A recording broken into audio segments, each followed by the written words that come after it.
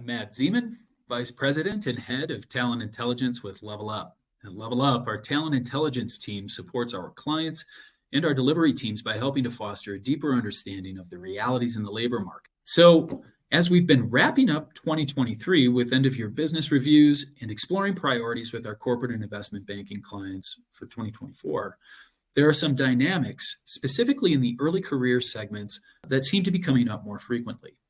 In summary, it's a few things. It's increasing competition between employers or competitors for that talent that is driving starting compensation higher, and it's calling employer value propositions and employer brand into question. We're seeing talent renege on offers as they approach their planned start dates, and once in role, we're seeing turnover rise for talent in those early career segments as they explore opportunities outside of the organization. So I thought we might first explore the extent to which this is a problem within the corporate and investment banking space versus other industries that we might look to as competitors for this talent, and then where we're seeing it in those first few years of a talent's career. And the data that we're going to look to examines job-changing insights in talent profiles throughout London from dozens of different talent platforms. Here, we can see from left to right talent based on the total years of experience that they have in their career in 2023. And we can see the percentage of those workers who are changing roles based on the years of experience that they have. As you'd expect to see for the majority of these industries, the rate of job changing starts pretty high on the left as talent enter the workforce, and then as workers gain experience, we see the prevalence of job changing fall relatively quickly in those first few years. Corporate and investment banking, shown in red, starts right alongside investment management with the highest rates of job changing before falling rapidly until year 3, where it reaches about 15%.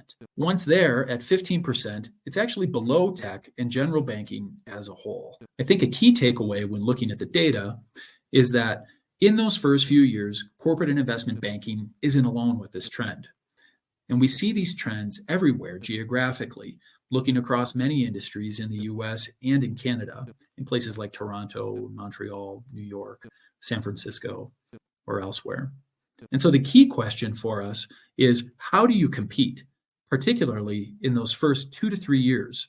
How do you differentiate yourself from your known competitors, as well as those other industries that talent might be lured to? So we know that in recent years, research has uncovered high levels of stress and burnout and concerningly low levels of engagement among Gen Z professionals.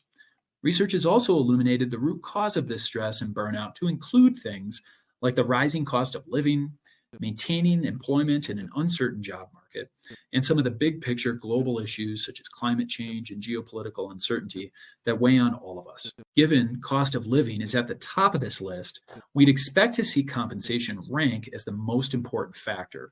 But no, instead, respondents to some McKinsey research on generational worker preferences last year revealed that career development and meaningful work are actually the most important things that an employer can offer to Gen Z. So how should we interpret this? Talent choosing between 2 career opportunities that pay similarly are going to make decisions based on where they see the most compelling opportunities to grow and be inspired by their employer's purpose. So if that's the recipe, then how do we bring it to life? Well, I think bringing it to life comes down to 3 simple things. The first is connecting your organization's purpose with Gen Z's values as far down into the organization as you can go to answer a question like, how does this work contribute or connect to the challenges that we face in society? And then create opportunities for talent to be inspired and get engaged around that premise. The second is unlocking wellness and self-care, which likely means going deeper than some of the approaches that we've all seen in the market in recent years. Really helping to equip talent with the coaching, the skills, the resources, and the time that they need to care for themselves. And I don't think that we've figured this part out yet.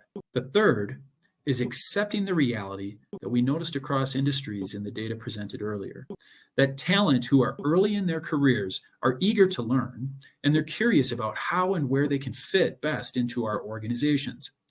So how can we harness some of that to help them choose a place within our companies rather than losing them to a competitor as they explore those options for themselves. So I hope this left you with a couple of things to think about and reflect upon in your own organization as it relates to your own talent strategies for engaging and retaining Gen Z. Thank you for joining me. I'm Matt Zeman with Level Up Talent Intelligence. Thank you and have an amazing day.